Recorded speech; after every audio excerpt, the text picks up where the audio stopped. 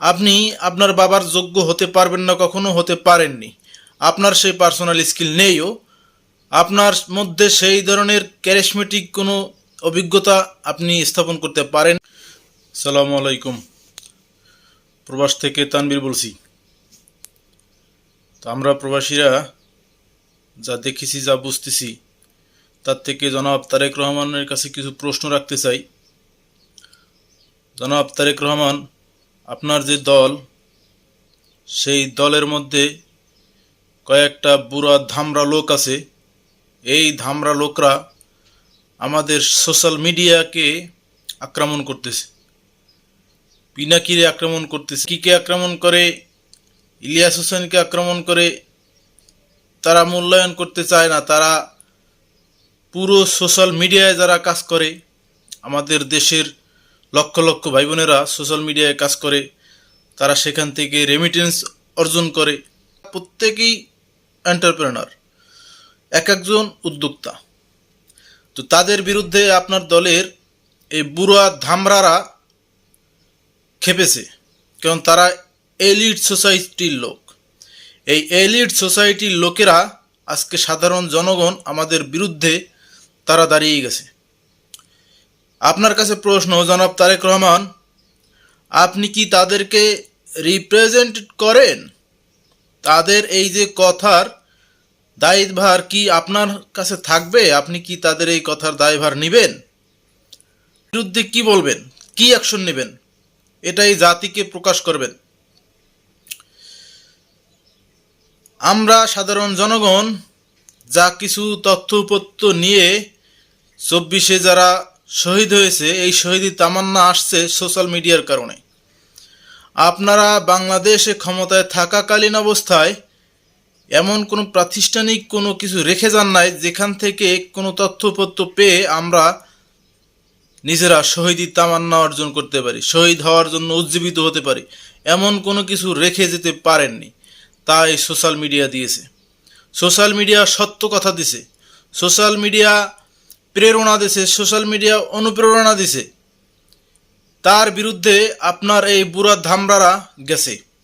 তাদের বিরুদ্ধে আমরা যুব সমাজ, ছাত্র সমাজ সকলে তাদের বিরুদ্ধে কথা বলতেছি। আপনি বলবেন, আপনি কি তাদের পক্ষে আছেন? আপনার দলের এই বুড়া ধামরাদের পক্ষে আছেন কিনা সেটা জানাবেন, স্পষ্ট করবেন। আমরা মনে করি আপনার বাবা একজন আমাদের ঐতিহাসিক নেতা ছিলেন। তার মতন একজন ত্যাগী নেতা, একজন ক্যারিসমেটিক নেতা আমরা তার জীবদ্দশায় দেখেছিলাম। তার পার্সোনাল দক্ষতা এবং তার যুদ্ধ করা, তার সেই স্বাধীনতার ঘোষণা, এইগুলো আমরা স্মরণ করি। আমরা স্মরণ করি আপনার মায়ের আত্মত্যাগ, পার্শ্ববর্তী দাদাদের দেশের সাথে আপোষহীন এক নেত্রী হিসেবে আপনার মাকে চিনি। আপনি জনাব তারেক রহমান, আপনি আপনার বাবার যোগ্য হতে পারবেন না, কখনো হতে পারেননি। আপনার সেই পার্সোনাল স্কিল নেইও, আপনার মধ্যে সেই ধরনের ক্যারিসমেটিক কোনো অভিজ্ঞতা আপনি স্থাপন করতে পারেননি। সেটা আমার ব্যক্তিগত মতামত, আমি সেটা মনে করি একজন সাধারণ মানুষ হিসেবে। কিন্তু তবুও আপনার বাবাকে আমরা স্মরণ করি গভীর শ্রদ্ধার সাথে, আপনার মাকে আমরা স্মরণ করি গভীর শ্রদ্ধার সাথে, এবং আপনার মাকে এখনও আমরা ভালোবাসি, তাকে আমরা নেত্রী হিসেবে দেখি। কিন্তু আপনার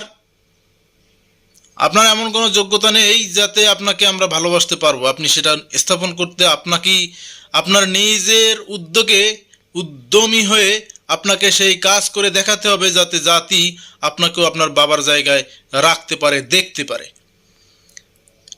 এখন আপনি বলবেন, আপনার এই দলের যে বুড়া ধামরারা আছে তাদের পক্ষের লোক, আপনি কি তাদের পক্ষে কোনো সাফাই করবেন নাকি তাদের বিরুদ্ধে অ্যাকশন নেবেন?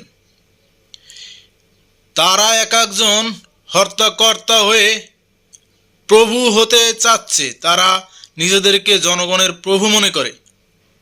এটা কি আপনি সমর্থন করেন কিনা এটা স্পষ্ট করবেন। আমরা সাধারণ জনগণ, আপনারা দায়িত্বশীলের ভূমিকা কি, কি সব দায়িত্ব পালন করতে হয় তাকে কতটুকু ধৈর্যশীল হতে হয়, কতটুকু মার্জিত হতে হয়, এই জিনিসগুলো আপনার দলের কোনো এক নেতার মধ্যে আছে বলে আমরা মনে করি না। আপনি সেই উত্তরগুলো দিবেন যদি আপনি তাদের পক্ষে থাকেন। আপনার এই জনবিচ্ছিন্ন নেতাদের পক্ষে যদি আপনি থাকেন, আমরা ভুলে যাব যে আপনি আপনার বাবার সন্তান, আমরা ভুলে যাব যে আপনি আপনার মায়ের সন্তান। আপনার মা যে আত্মত্যাগী লোক, যে এক আত্মত্যাগী মহিলা, তাকে আমরা সেই হিসেবে সম্মান করি যিনি তার স্বামীর স্মৃতি বিজড়িত বাড়িটি হারিয়েছেন। তার যে আত্মত্যাগ, তার যে মুক্তিযুদ্ধ চলাকালীন সময়ে যে আত্মত্যাগ, এই সমস্ত কিছুর কৃতিত্ব শুধু তারই। এই কৃতিত্ব আপনার যোগ্যতা নয়। আপনি সেই কৃতিত্বের ভাগিদার হতে পারবেন না যতক্ষণ না পর্যন্ত আপনি নিজে থেকে দেশ ও জাতির জন্য কিছু করতে পারবেন। এটা আমি সাধারণ মানুষ হিসেবে আমার মতামত।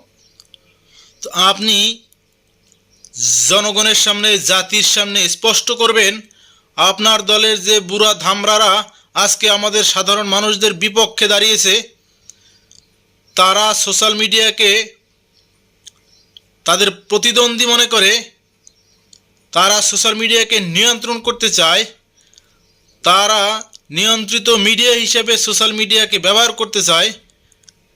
এটা এই জাতির জন্য বড়ই হুমকি হয়ে দাঁড়িয়েছে আপনার দলের এই বুড়ো ধামরারা।